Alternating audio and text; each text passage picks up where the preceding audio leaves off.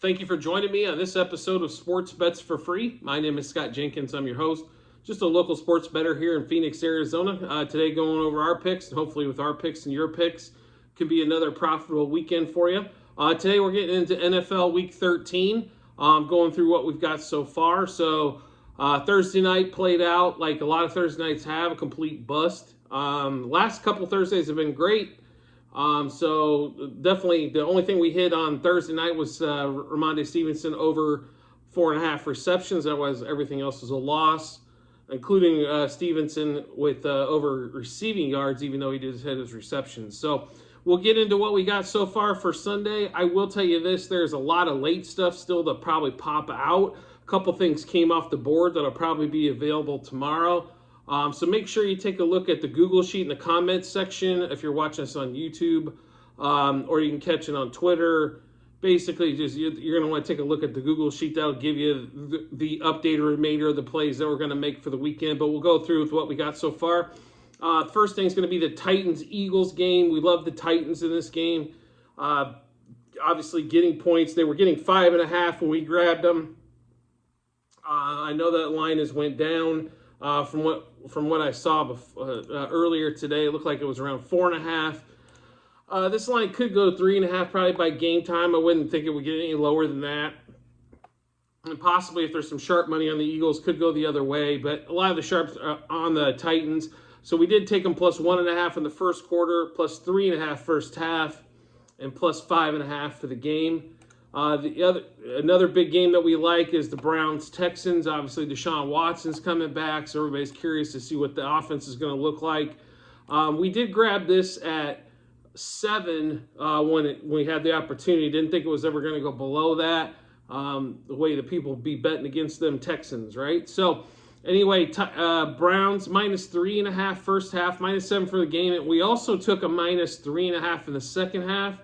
I really think that the Browns are probably going to be cooking in the second half on that one. But just to give you a heads up, it's minus 3.5 first half, minus 3.5 second half, and then we took 7 for the game.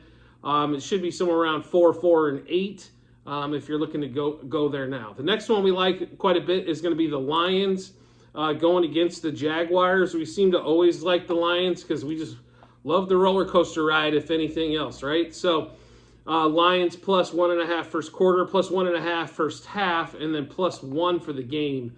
So definitely, they're thinking the Jags are definitely going to start out on the or winning that game the way the bookmakers kind of set the lines.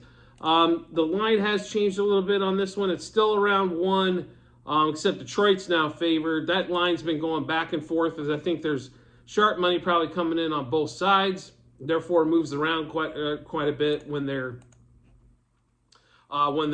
adjusting the lines for those sharp players coming in. Next one's going to be some totals. On the Dolphins 49ers game, they are giving a lot of cred to that San Francisco defense. I think it's been fantastic, but they haven't played anybody either with like a top 20, top 15 offense. The last time they did was against the Chiefs, and the Chiefs just absolutely ripped through them. So the Dolphins, we like the totals quite a bit. The Dolphins offense has been smoking hot, obviously. We think it's going to continue. San Francisco can score against this Dolphins defense too. So Dolphins over 9.5 total. That's his total first quarter. That same game over 22.5 total first half.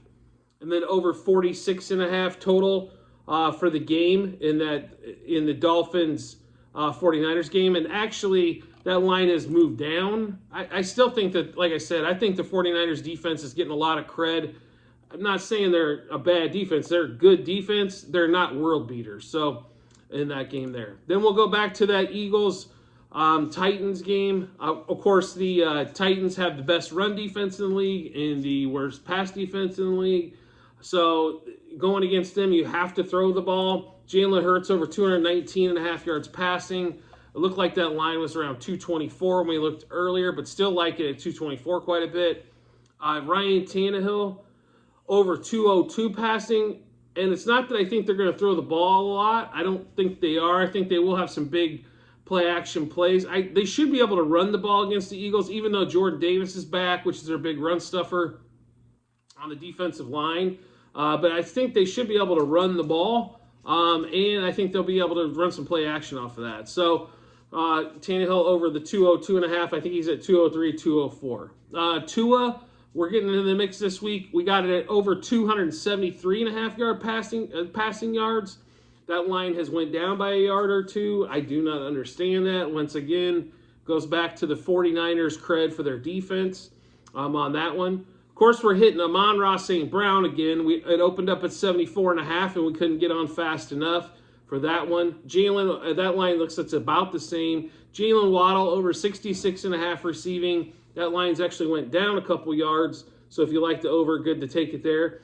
Slayton is sick. He missed the last couple of days of practice because of illness, but we did grab it when it opened at over 46.5 receiving yards, and then over 20.5 for his longest catch. He's normally a big play Darius when it comes to the Giants.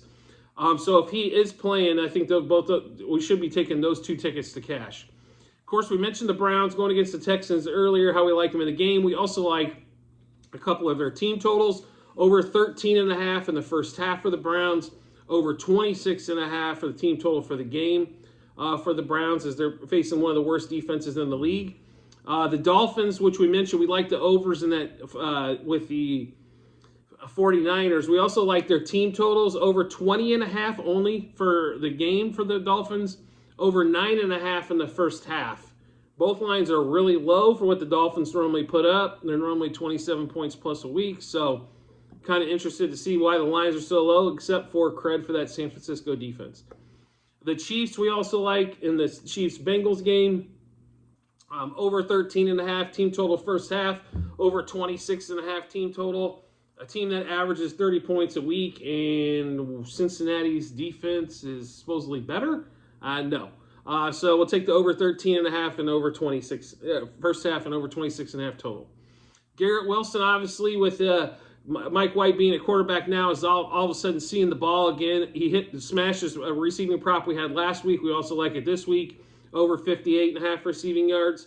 Adam Thielen, I think Sauce Gardner is going to be guarding Justin Jefferson probably quite a bit, which is going to limit his touches, which Adam Thielen might pick up the pace. Over 48.5 receiving yards. Treylon Burks, going back to that Eagles-Titans game again. So this line opened at 42. It went down to 38.5, and when it went down there, we grabbed it. Then we looked today, and it was back in the 40s again. So we did grab it over 38.5 receiving yards on that one. Derrick Henry in that same Titans and Eagles game, over 20.5 rush attempts for Derrick Henry. We think he's going to run the ball quite a bit against that defense. So over 20.5 rush attempts for Derrick Henry. Lamar Jackson, over 194.5 passing yards to where we grabbed it. He's always around 190 to 200. The line's back over 200 again. It'll probably go back and forth again as well on that one.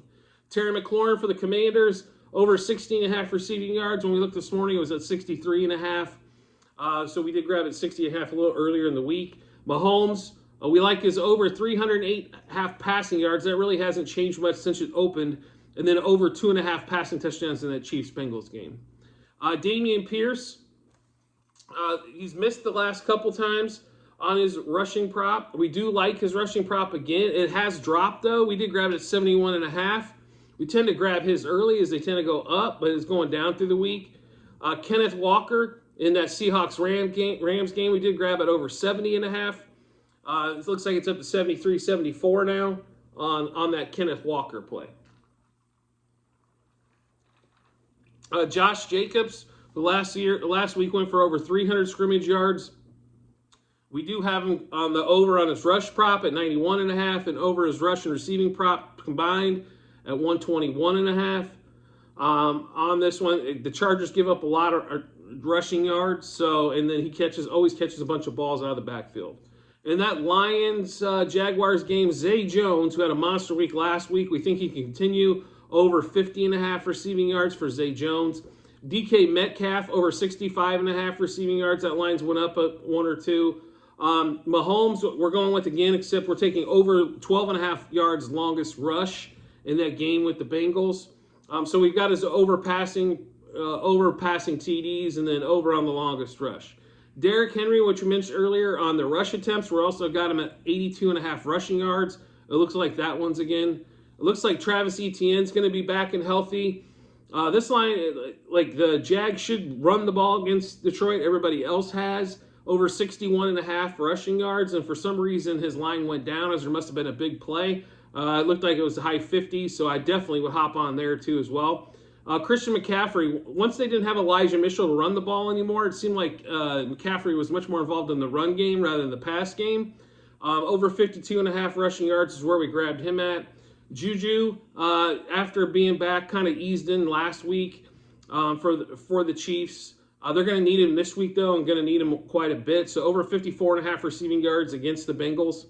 Jalen Hurts, which we took as over passing yards prop. We also over 1.5 pass TDs at plus 115. And then we get to Amon-Ra St. We did take, David Montgomery. We also took his over rushing and receiving prop at 86.5. The Packers defense is decent. I wouldn't say fantastic. And then also, Justin Fields might not run as much, so it might be a great check down option for Montgomery. And then we did take some alternate receiving lines, all for one unit, but they're all big plus money. So Amon-Ra St. Brown over 124.5 receiving yards was at plus 400. Christian Watson with the Packers over 74.5 receiving yards was plus 270. Zay Jones, who we took as a prop earlier as well, his receiving line was right around 50, so over at 74.5 receiving yards for plus 205. Jalen Waddle, which we also took as receiving prop, over 99.5 receiving yards is at plus 230. And Juju Smith-Schuster, who we took as receiving prop as well earlier, we also took the alternate line at over 99.5 receiving yards. That came off at plus 425.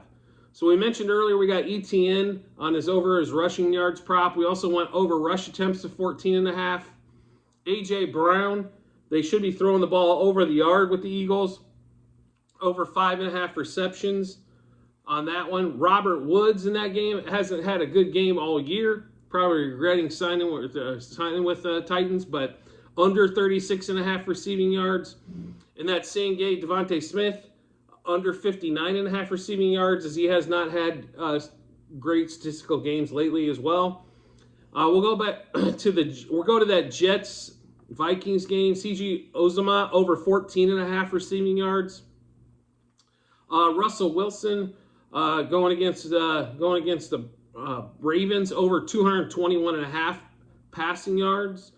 Amari Cooper over 64.5 receiving yards. Going back to that Browns-Texans game again.